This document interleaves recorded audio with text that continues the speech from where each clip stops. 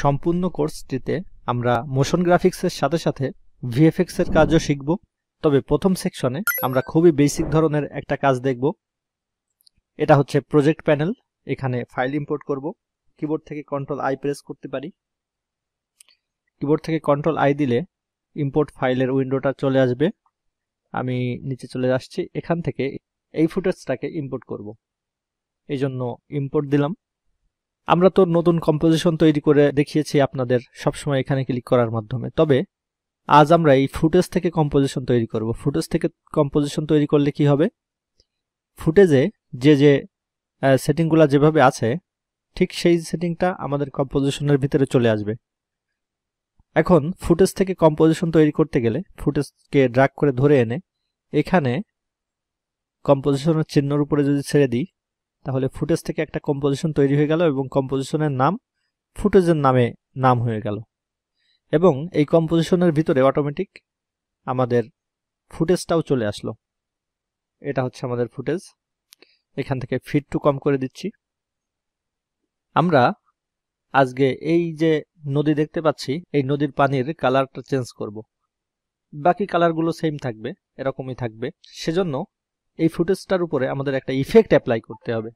Effect apply করার জন্য আমরা এপাশ থেকে আমরা ইফেক্ট অ্যান্ড প্রিসেট দেখতে পাচ্ছি। এখানে যদি ক্লিক করি তাহলে আফটার ইফেক্টের ভিতরে যত ইফেক্ট আছে সবগুলা এখানে দেখা যাবে। আসলে প্রতিটার ভিতরে আবার অনেকগুলা ইফেক্ট আছে, যেমন অডিও। এখানে যদি ক্লিক করি তারপর দেখতে পাবো অডিওর ইফেক্টগুলো। যদি ব্লার অ্যান্ড শার্পনেস এর ভিতরে ক্লিক করলে অনেকগুলো ইফেক্ট দেখতে পাবো। সবগুলোর ভিতর অনেক ইফেক্ট আছে। নির্দিষ্ট ইফেক্ট খুঁজে বের করার সবচেয়ে ভালো সিস্টেম হলো এইখানটাতে জাস্ট সার্চ করা। কালার চেঞ্জ করার জন্য আমি একটা ইফেক্ট সার্চ করছি, ট্রাইটোন। ট্রাইটোন ইফেক্টটা যখন সার্চ করলাম সেই ইফেক্টটা এখানে দেখাচ্ছে। সেটাকে জাস্ট এভাবে ড্র্যাগ করে ধরে নে আমরা এর ভিতরে দিতে পারি, কিন্তু আমরা মূলত লেয়ারের উপরে দেব। তাহলে নির্দিষ্ট লেয়ারের উপরে দিতে পারবো, কারণ এখানে অনেকগুলা লেয়ার থাকতে পারে। যখনই ট্রাইটোন ইফেক্টটা দিলাম এখানে কালারটা চেঞ্জ হয়ে গেল, সম্পূর্ণ টুকুর কালার চেঞ্জ হয়ে গেল। আরেকটা জিনিস হলো, খেয়াল করেন এইখানটাতে আমাদের প্রজেক্ট প্যানেলটা ছিল। প্রজেক্ট প্যানেলটা এখন দেখা যাচ্ছে না, এখন দেখা যাচ্ছে ইফেক্ট কন্ট্রোল নামে অন্য একটা প্যানেল, ইফেক্ট কন্ট্রোল প্যানেল। ঠিক আছে, প্রজেক্ট প্যানেলটা কোথায় আছে? এখানে যদি ক্লিক করেন এই যে প্রজেক্ট প্যানেলটা আছে, এখানে ক্লিক করলে প্রজেক্ট প্যানেলটা দেখা যাচ্ছে। আবার ইফেক্ট কন্ট্রোল প্যানেল নামে অন্য একটা প্যানেল এখানে আসছে।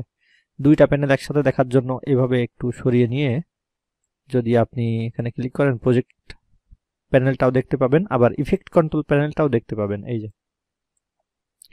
যাই হোক, ইফেক্ট কন্ট্রোল প্যানেল থেকে আমরা দেখতে পাচ্ছি ট্রাইটোন ইফেক্টটা এখানে চলে আসলো এবং ট্রাইটোন ইফেক্টের বিভিন্ন প্রপার্টি এখানে চলে আসলো। ট্রাইটোন ইফেক্টে এখানে নির্দিষ্ট কালার দেওয়ার আগে আমরা এইখানটাতে শুধুমাত্র যেইটুকু জায়গায় আমরা কালার চেঞ্জ করব সেইটুকু জায়গায় একটু সিলেক্ট করে দিতে হবে। সিলেক্ট করা বলতে আমাদের একটা মাস্ক তৈরি করতে হবে। মাস্ক তৈরি করার জন্য আমরা লেয়ারটা সিলেক্ট থাকা অবস্থায় এখান থেকে পেইন্ট টুল নেব। পেইন্ট টুল নিয়ে যতটুকু স্থানে আমরা ইফেক্টটা অ্যাপ্লাই করব ততটুকু স্থান ঘিরে ফেলব। দেখেন,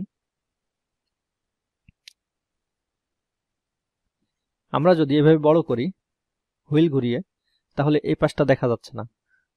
কিবোর্ড থেকে যদি স্পেস বার চেপে ধরি দেখেন হাত হয়ে যাচ্ছে। এবার মাউস ড্র্যাগ করে যদি এভাবে সরিয়ে আনি, এভাবে নিয়ে আসতে পারি, তারপর স্পেস বার ছেড়ে দিলে আবার পেন টুল হয়ে যাচ্ছে। এখান থেকে আমরা জাস্ট সিলেক্ট করব।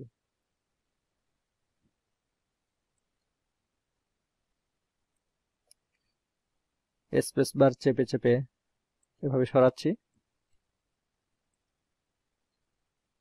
এবং এখানে ক্লিক করছি।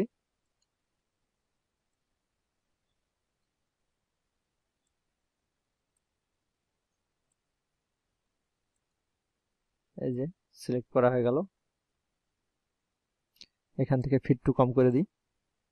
এই যে আমরা এইভাবে দাগ দিয়েছি, এইটুকু স্থান আমরা ঘিরে ফেলবো। কিভাবে? বাইরে দিয়ে এভাবে ক্লিক করতে করতে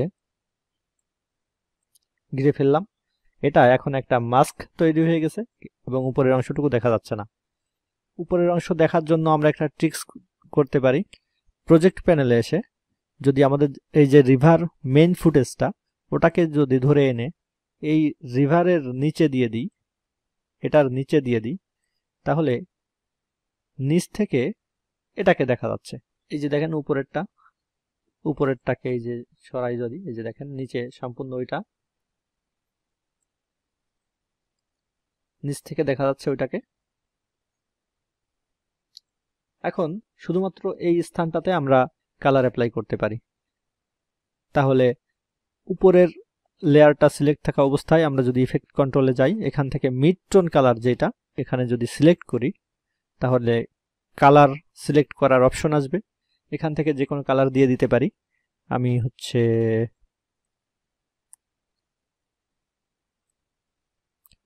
এরকম একটা কালার দিয়ে দিচ্ছি, ওকে করে দিচ্ছি। দেখেন কালার কিন্তু চেঞ্জ হয়ে গেছে।